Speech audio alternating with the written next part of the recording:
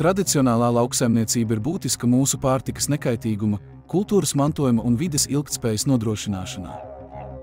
Eiropas parlamenta vēlēšanas piedāvā mums iespēju ietekmēt lauksaimniecības politiku un veicināt tradicionālo metožu atjaunošanu.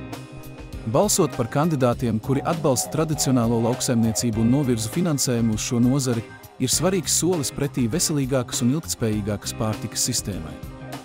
Mums ir jāizvēlas alternatīvas, kas atbilst mūsu kultūras un vides vērtībām, nevis jāmēģina uzspiest modernās, dažreiz pat nepārbaudītās metodes, kas var radīt neatgriezenisku kaitējumu dabai un cilvēku veselībai. Sveiki, mani sauc Mārtiņš Ate un esmu deputāta kandidāts no Tauta Zeme valsts saraksta numur 13 Eiropas parlamenta vēlēšanās. Mūsu balsis ir svarīgas. Tikai kopā mēs varam panākt, ka Latvija zied Eiropā, saglabājot savu unikālo identitāti un brīvību. Balso par Tauta Zeme valsts sarakstu numur 13. Uzziniet vairāk par mani martinsate.com.